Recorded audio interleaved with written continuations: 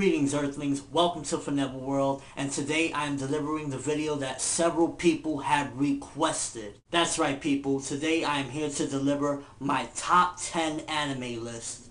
I wanted to spice things up a little bit though, so with this list I am going to do something a little bit different. I actually intend to do one top 10 list every year, and if I was to do series that have over 100 episodes, it would kind of be boring because literally every year you will most likely see Yu Yu Hakusho, DBZ, Case Closed. You will see several long-running series.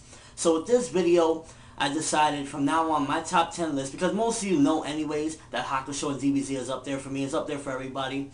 I'm going to exclude any anime that has over 100 episodes. That gives a fair shot to all the animes that I really enjoy but would be knocked off the list due to Dragon Ball Z, Yu Yu Hakusho, Case Closed, etc. So with all that being said, we're going to get this really awesome list going. Coming in at number 10 is a very awesome anime. All of you know Fullmetal Alchemist. When I first saw it, it was early on, one of the first animes that I really started watching and knew it was anime. And the story was so deep and complex, I gravitated to it, and it's just really an awesome series, an awesome tale of struggle and going through hardships, and this guy that he loses his brother's body, his brother's trapped in a armor, and he loses his arm and trying to get those things back because they try to bring their mother back. You guys know the story of Fullmetal Alchemist. It's really awesome, and it definitely deserves that number 10 slot. Coming in at number 9 is an anime a lot of you may not be aware of. It's actually a sports anime, little shoujo-ish, a little shonen. It's known as Suzuka. Giving a little brief synopsis of what this series is about. It's basically a sports anime, basically a track. This girl, she's on the track team, and this guy likes her so much that he joins the track team. And he's basically, it's real shoujo-ish with sports element. Like, he wants to get with her, but she's completely turned off by all guys. She doesn't want no contact with no guy, whatever. And as the story progresses, you learn why. And it's just really an awesome story. I definitely recommend, if you haven't seen Suzuka, you go check it out because it definitely deserves its number 9 slot on my list. Coming in at number 8 is the anime known as Kodomo no Omocha, or you might know it as Kodocha. I know you must be thinking, ForneverWorld, why are you watching Kodocha? Well, it's a pretty awesome anime. I know it might be set in a little junior high-ish, 12, 13-ish or whatever, but it really is an awesome anime and very underrated. It's basically a shoujo, has a little bit of action here, there's a little fighting. It's basically about this child actress star known as Sana Karada, and this kid named Akito Hayama, and they're in this school, and in the beginning Akito is a bad kid, he's doing all these bad things, and we find out why he's doing these bad things, and Sana over time changes him, and they start developing a relationship, and it's just a really awesome story, a great shoujo. There's more than meets the eye. Like, it has a lot of comedy, but there's also a lot of depth to it. You meet characters, parents that weren't around, and then they die, and the characters react to them in dramatic ways, and it's really an awesome shoujo, and I definitely recommend it because it definitely earned its number 8 spot on my anime list. Coming in at number 7, probably one of the most controversial seasonal animes from summer of 2010. Yeah, you might have guessed it. I am talking about the anime High School of the Dead. I know, it had a lot of fan service, I know, but this was a very personal one for me. Not personal, but this was the first subtitled anime I watched fully. I watched all 12 episodes subbed, first time I ever did it. So to me it's more the nostalgic factor.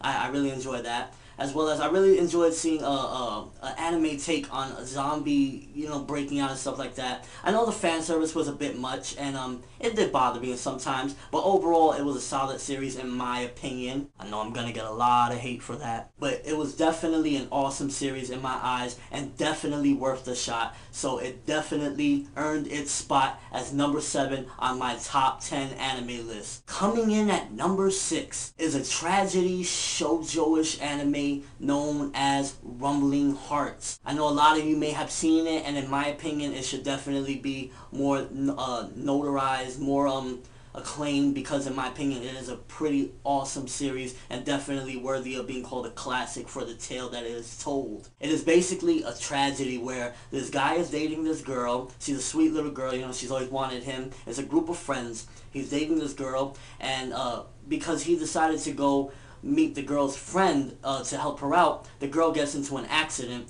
and when the girl recovers 3 years later from her accident, the guy is dating her best friend. It's really an awesome tragedy. It's sad.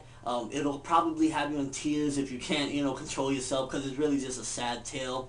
And overall, it's just a really solid series, really great story that I'm glad was told, and it definitely deserved its spot as number 6 on my anime list. Coming in at number 5 is an anime that you may have seen my review about. I'm talking about Claymore. I know a lot of people are disappointed in the ending of Claymore, which is why people don't consider it a classic, even though it's a really awesome anime. And I understand their grievances with it. I understand people just don't like the way it ends. They wanted more, and that's how I ended up wanting more. But I appreciate the series for what it was. Basically a tale of monsters. There's a girl that she's half human, half monster, Yoma. And she befriends this kid that he wanted to be. He's alone, he's homeless, he has nowhere to go. And she befriends him and takes him along on her journey. And you see her life story of how she had a similar case with another person. And it's just a really solid tale. And I definitely enjoyed it a lot. And it definitely earned its spot as number 5 on my anime list. Coming in at number 4 is a pretty new anime. I'm talking about the fall season of 2010 anime known as Shiki. It was a great tale of vampires, very awesome twist, and very different way to approach the vampire story. If some of you have seen my review of it, it's basically a tale of this town where people are suddenly getting ill. And people, little by little, start realizing what's going on, and eventually the town understands that it's basically these vampires, known as Shiki, that are attacking the town and killing all these people. It's a really solid anime. It thrusts you in, and I'm looking forward, hopefully. At this point in time, there is no release or anything for DVD or Blu-ray in America. I'm hoping very soon there is, because I would love to own this series. It was definitely awesome. So I recommend you check out Shiki. It's a really awesome and dark tale. If you haven't seen my review, you can check out my review on my page. So Shiki definitely deserves this spot on my list. We're winding down, people. Coming in at number 3 is an anime some of you might know, some of you might not. I'm talking about the anime Chobits. Chobits is a really how do you call it? It's a really deep tale, because it faces the struggles of, like, what if we was in a world already where humans and robots were like almost identical to humans, and we kind of use them for like operational stuff, and pretty much like people deal with these issues of like there's actually romance, and it's like, is this right?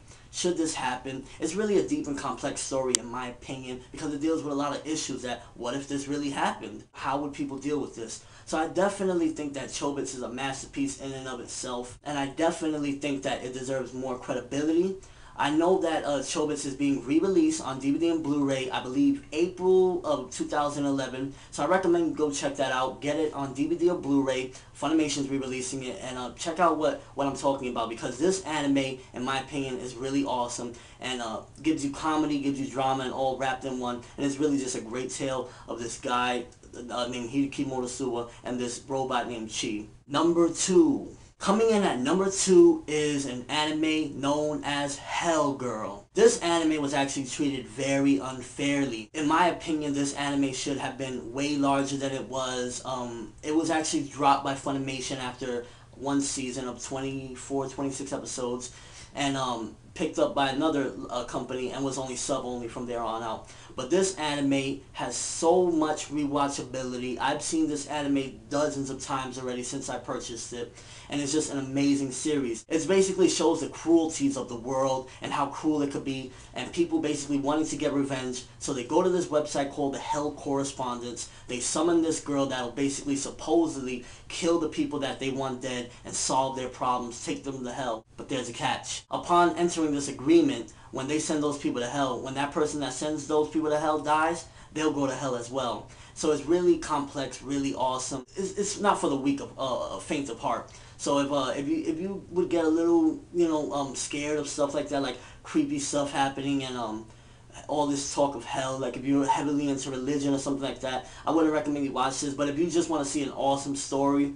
and I think the first 6 or 7 episodes aren't the main characters don't appear yet, so you got like 6 episodes that like you can pretty much watch back to back, keep rewatching them because it's like, you know, it's just set in a timeless zone. But once the main characters come in, it gets even better. I definitely recommend you check out Hellgirl because there is a big reason why I have it at number 2 on my anime list. It is really rewatchable and awesome. Now, coming in at number 1. Can I get a drum roll, please? You might have guessed it, people. I did a review of it, and it is Welcome to the n.h.k. This story is such an amazing story. I won't give you a synopsis because you can go check out the review I did with my good friend Bob Samurai, but it's just an amazing story that shows people's lives that aren't always perfect, that, you know, people that they don't have friends, they not the best in the state of mind, and they don't have the perfect life, they don't have those great incredible things that a lot of people are privileged to have.